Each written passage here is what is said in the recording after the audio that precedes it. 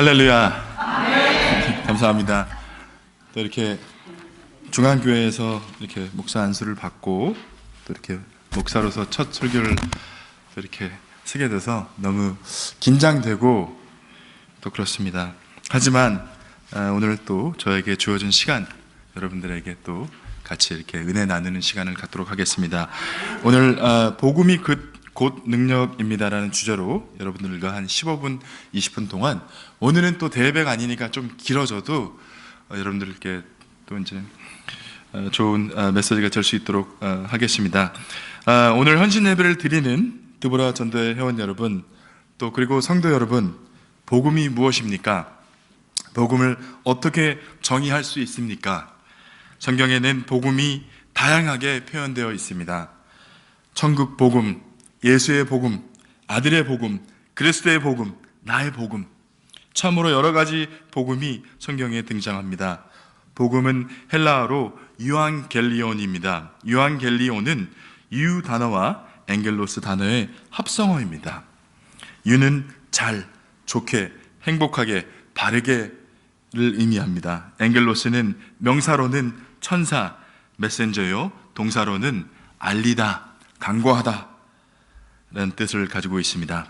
두 단어를 합해보면 좋은 소식을 알리다, 행복한 소식을 전하다, 좋은 소식을 간구하다, 행복한 소식을 전파하다입니다. 한마디로 조합하면 기쁜 소식을 전한다는 뜻을 가지고 있습니다. 여러분, 성경에는 기쁜 소식에 대한 사건과 구절 등이 너무 많이 나옵니다. 그중 고린도서 15장 1절에는 복음이 예수님의 죽으심과 장사와 부활이라고 했습니다. 여러분 한번 따라 보겠습니다. 복음은 예수님의 죽으심과 장사되심과 부활되심입니다. 바울의 복음의 내용을 잘 설명하고 있는 것입니다. 로마서 1장 16절은 복음이 사람과 생활을 변화시키는 하나님의 능력이 된다고 강조하고 있습니다. 그렇다면 왜 고린도전서 15장에서는 복음이 예수님의 죽으심과 장사되심과 부활되심이라고 했습니까? 생각해보면 예수님의 일생 자체가 죄인을 구하시는 메시아의 생활이었다는 것입니다. 멸망받은 죄인을 구원하려고 십자가에 죽으시고 장사되시고 부활하신 것입니다. 우리를 구원하기 위해 구원을 베푸신 분은 오직 예수님 한 분뿐이라는 걸 믿으시기 바랍니다. 복음이 곧 능력되는 증거는 이 세상에서 얼마든지 드러납니다. 복음의 능력은 우리의 몸을 통해서 경험하고 우리의 생활 속에서 나타나고 있습니다. 복음의 능력이 인생과 세상의 모든 분야에서 놀라운 변화를 가져오고 있는 것입니다. 우리의 몸과 생활의 변화는 그리스도를 믿는 순간부터 세상을 떠날 때까지 일생 동안 나타나고 있습니다. 몸과 생활의 변화는 복음으로 이루어지므로 기쁨과 소망이 넘쳐납니다. 변화는 항상입니다. 변화는 더욱 성숙해지고 발전하는 것입니다. 여러분, 제가 우리 몸으로 들어와서 변질시킨 분야를 하나님의 은혜가 들어오면 성숙한 모습을 가질 수 있는 것입니다. 여러분, 다시 말하면 죄는 우리를 변질시키나 하나님은 우리를 성숙시킨다는 사실입니다. 여러분, 성도 여러분, 복음은 타락한 인간을 변화시켜서 이 세상에서 복되게 살게 할 뿐 아니라 천국에서 영생을 얻게 합니다. 이것이 복음을 통해 구원하는 하나님의 유일한 방법이라는 것이에요. 이것이 예수 그리스도의 죽으심과 장사되심과 부활하심을 통해 구원함을 얻는 하나님의 방법인 것입니다. 여러분, 첫째로 복음은 새 사람을 변화시킵니다. 여러분, 저는 이 성경에서 최고 좋아하는 구절이 이거예요. 변화될 수 있다는 것이에요. 교회 가면은 변화될 수 있다는 사실, 여러분 잊지 마시기 바랍니다. 여러분, 성경은 변화를 받아 새 사람이 되도록 도전합니다.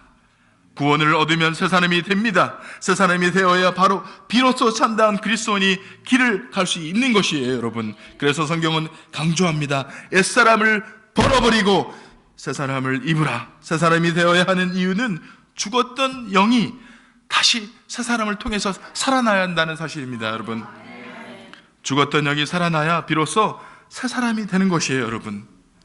옛사람은 죄로 인하여 죽고 새 사람은 예수님의 믿음으로 영이 새로워져서 살아나야 된다는 것입니다.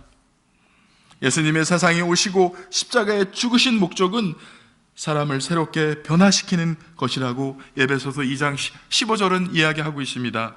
우리 자신의 근본이 변하지 않으면 새 사람이 아니에요.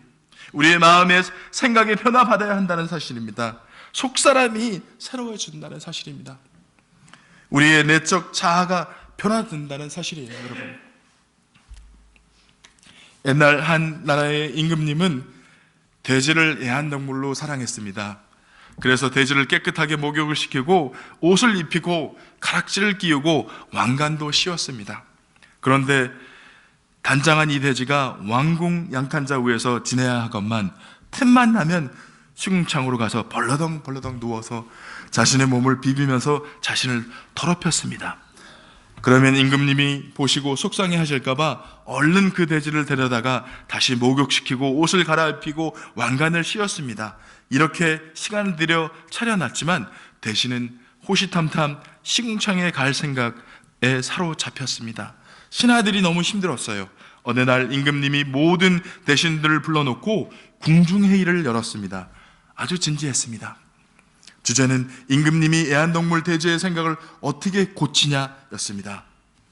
그래서 모두들 한마디씩 했습니다. 한 대신은 의견을 냈습니다. 돼지를 단장한 후 밧줄로 기둥에 묶어 놓읍시다. 그러면 돼지가 시궁창에 가지 못할 것입니다. 그러면 돼지가 얼마나 불편하겠냐. 임금님이 반대했어요. 다른 대신이 손을 들고 말했습니다. 돼지만 사는 궁을 짓고 아예 바깥으로 출입을 못하게 합시다. 그러면 돼지가 시궁창을 가지 못할 것입니다. 임금님이 화를 내셨습니다.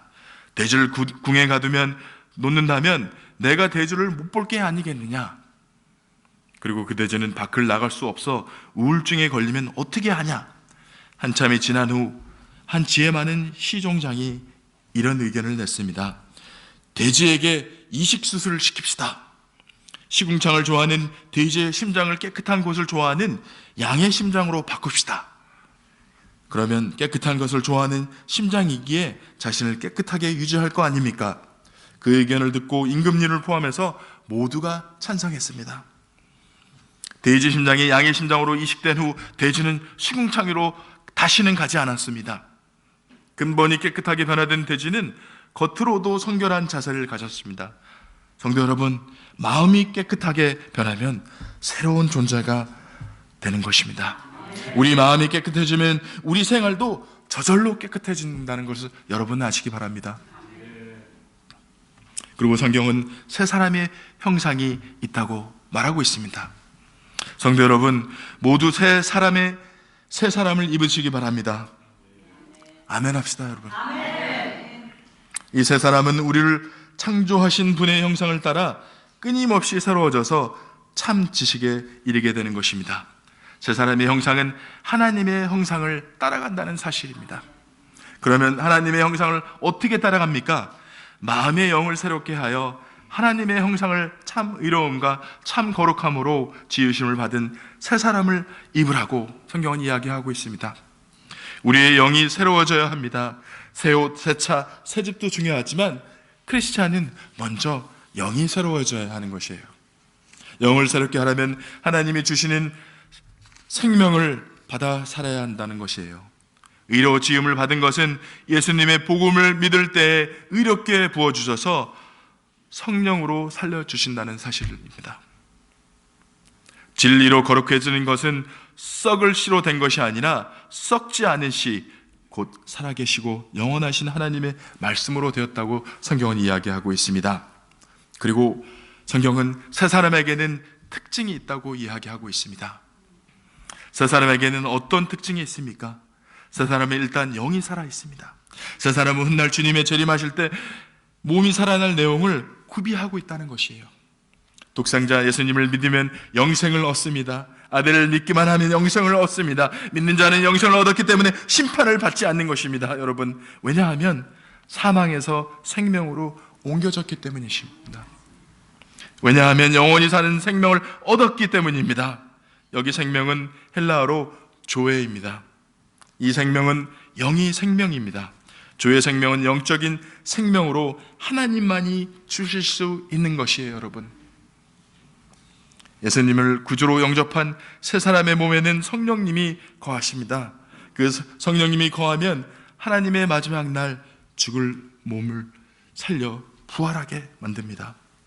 하나님의 영이 여러분 안에 거주하시면 여러분은 지금부터 육신에 있지 않고 성령 안에 있는 것입니다. 누구든지 그리스도의 영이 없으면 그리스도의 사람이 아니라는 것이에요. 또한 그리스도께서 여러분 안에 계시면 여러분의 몸은 죄 때문에 죽지만 영의 의 때문에 생명을 얻는다고 로마서 8장 9절 10절에서 이야기하고 있습니다. 새 사람 안에 성령님이 거하여 성령님의 지배를 받아 살며 결국 부활하게 된다는 사실입니다. 여러분, 내가 너무 빨리 이야기했죠? 저도 봤을 때 지금 너무 빠른 페이스로 얘기하는 것 같지만, 저도 이제 목사라는 타이틀을 잡고 이 새 사람이 돼야 되는데 어떻게, 저는 보는 사람마다 되게 딱딱하다는 얘기를 너무 많이 들었어요.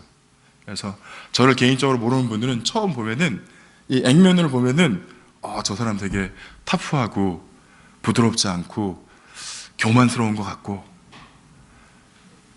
하지만 저를 개인적으로 아는 사람들은 또 그렇게 보지 않고,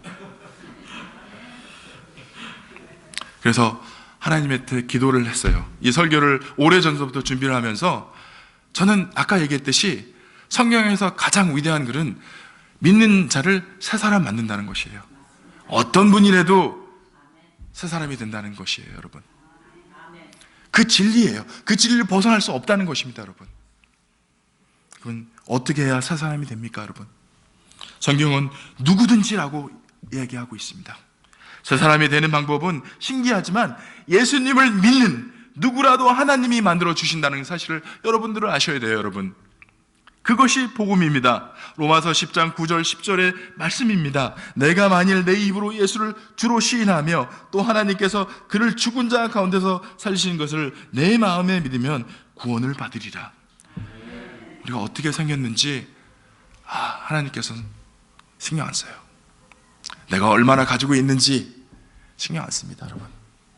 하지만 하나님께서 신경 쓰는 거는요, 너의 믿음은, 우리의 믿음은 하나님께서 관리해 준다는 것이에요.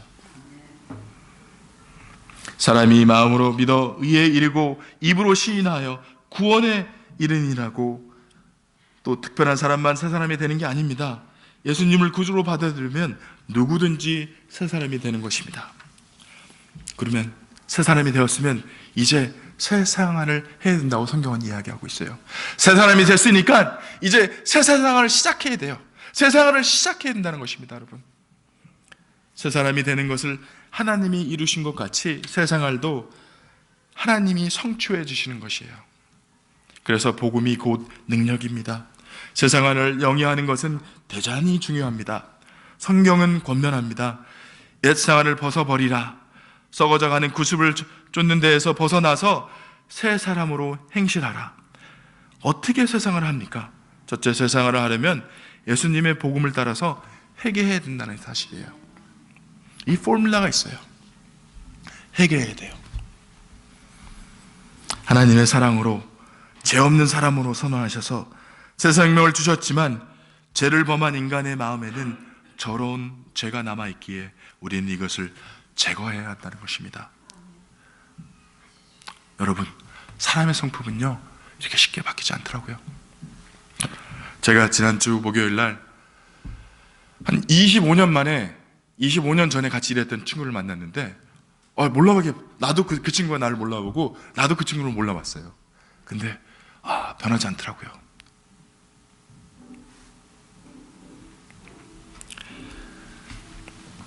죄를 씻어주시는 분은 오직 예수 그리스도입니다. 그는 죄를 깨끗하게 하시고서 높은 곳에 계신 존엄하신 분의 오른쪽에 앉으셨다고 히브리서 1장 3절은 이야기하고 있습니다. 예수님은 그의 흘리신 피로 우리를 정결하게 하셨습니다. 영원하신 성령을 힘입어 자기 몸을 흠없는 제물로 삼아 하나님께 바치신 그리스도의 피야말로 우리들의 양심을 깨끗하게 씻기시고 믿는 자를 정결하게 하는 능력을 가지게 되는 것입니다. 하나님의 우리를 믿는 즉 보혈의 공로를 믿는 것을 보시고 마음을 깨끗하게 하십니다. 사도행전 15장 9절에는 이렇게 이야기하고 있습니다. 하나님께서 그들의 믿음을 보셔서 그 마음을 깨끗하게 하시고 우리와 그들 사이에 아무런 차별을 두지 않으셨다고 얘기했습니다. 여러분, 우리 마음에 담겨있는 우리는 독성을 씻어내야 합니다. 왜냐하면 제 독성은 영과 혼을 병들게 하며 육신의 건강을 해치기 때문입니다. 마음을 잘못 사용하여 죄를 범하면 인체 내에서 우리 뱀의 독과 같이 나쁜 화학 물질 레드 에드랄린이라는 화학 물질이 분비되어 우리의 사람의 몸을 해친다고 합니다. 이 독이 때로는 집단적으로 상처를 주기도 합니다. 동시에 이 독으로 말미암아 자신을 죽음으로 또 몰아갈 수 있는 것입니다. 죄의 독은 자신과 이웃에게 엄청난 비극을 던져줍니다. 죄의 독은 우리 자신을 죽이는 치명적인 독약입니다. 여러분, 저는 이 얘기를 합니다. 야, 너 교회 왜 나가냐? 대답할 때 여러분 어떻게 대답하십니까? 저는요, 교회는 변화되는 장소라고 얘기합니다. 더러운 사람이 깨끗해질 수 있는 거고, 나쁜 생각을 한 사람이 좋은 생각을 할 수 있는 곳이고, 사랑하지 않는 사람이 사랑스러운 사람을 변하는 그런 곳이 교회입니다. 하나님은 마음에 있는 더러움을 씻어내기를 원하시며 그 방법을 알려주셨습니다. 먼저 우리 안에 어떤 독성이 얼마나 더러운지 알아야 하며 또한 그 더러움이 어디에 연관되어 있는지 알아야 되는 것입니다. 여러분, 우리가 병원 가면요, 외과 의사는 아픈 데가 있으면 어떻게 합니까? 엑스레이를 찍고 진단해서 성도님, 여러분, 환자님, 여러분은 여기가 아프니까 여기에 이렇게 해서 수술을 받으셔야 돼요. 진단을 내린다는 것입니다. 근데 요즘 교인들은 자기가 어디가 아픈지 몰라요. 자기가 어디가 아픈지 모르는데 어떻게 치유하겠습니까? 자기가 어떤 병에 걸렸는지 모르는데 어떻게 치유하겠습니까, 여러분?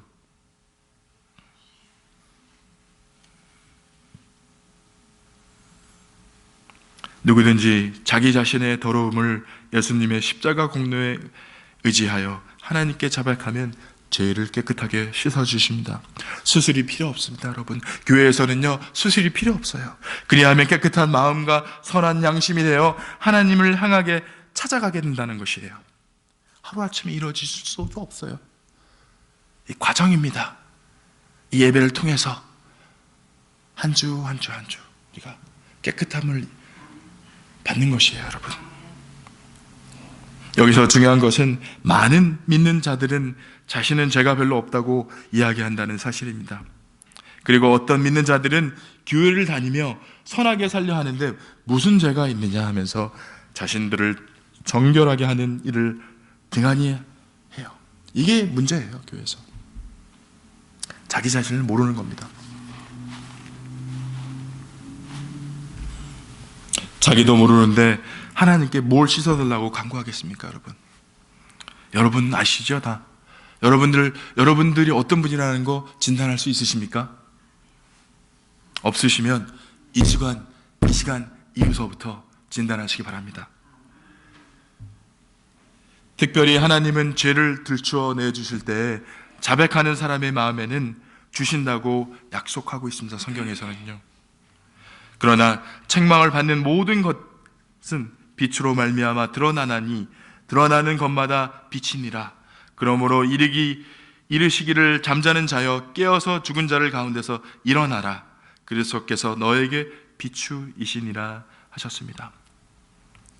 더 이상 나는 알고 있다라는 교만을 버리고 그리스도 앞에 무릎을 꿇는 겸손이 곧 예배입니다. 우리 신앙입니다, 여러분. 성도 여러분, 오늘 헌신 예배를 드리는 교보라 회원 여러분, 주에 믿지 않는 분이 있습니까? 저도 너무 많아요. 저의 가족들도 진짜 참 교회 안 나가시는 분들이 너무 많습니다. 기도해요. 목사가 돼서 저는 딱 한 가지, 제가 목사님한테도 얘기를 드렸지만 앞으로 한 10년 있으면 저희 목사님이 은퇴하실 가능성이 되게 높아요. 근데 중요한 거는 그 10년 후에 저희 목사님과 저는 같이 은퇴를 할 거예요. 은퇴를 하고, 아니, 이제 저는 이제 같이 이제 사임을 해야죠. 여기서 사표를 내고. 근데 저희 기도 제목이 생겼어요. 회사와 일, 교회에서 저는 딱 한 가지, 우리 중앙교회 20년, 25년 전, 30년 전에 이 교회가 꽉 차 있을 때 그 생각을 하면서, 어렸을 때 이 교회 오면은 교회가 꽉 차 있었어요. 의자를 옆에 꽉, 사이드 의자를 둘 정도였었어요. 그래서 중앙교회 300이라는 비전을 여러분들에게 오늘 선포하고 싶어요. 제가 제가 새로운 직장을 들어가면서 딱 한 가지 내 속으로 딱 약속한 게 있어요. 새로운 직장 가서 300 어카운트를 오픈하자. 되게 힘든 거예요, 여러분. 한 큰 회사가 이 북가주에 300개를 갖기 힘들어요. 한 회사가. 근데 한 영업사원이 300 의사 선생님을 관리하자? 되게 힘든 거예요, 여러분. 하지만 저는 기도할 겁니다. 하지만 또 저는 기도할 거예요. 이 산호세 중앙교회가 10년 안에 부흥돼서 300명이라는 것을 채울 거라고 저는 확신합니다, 여러분. 그러려면 어떻게 돼요? 우리 모든 사람이 전도해야 돼요. 모든 사람이 먼저 새 사람이 되어야 된다는 것이에요.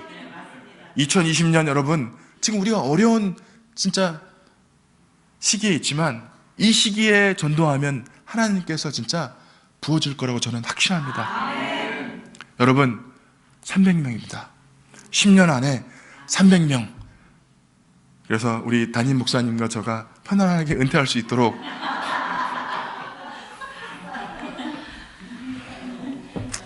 우리 드보라 전도회원 전원 여러분, 그리고 성도 여러분, 우리 할 수 있습니까? 없습니까? 여러분, 300명은요 할 수 있어요. 3,000명은 모르겠어요. 왜냐하면 북가주의 인구가 그렇게 많지 않은 LA면 몰라도 300명은 할 수 있습니다. 10대 1, 20대 1, 30대 1 한국과 비교하지만 그런 거 비교하지 마세요. 믿지 않는 사람 너무 많아요. 산호제 중앙교회 2030년 300. 얼마나 좋습니까?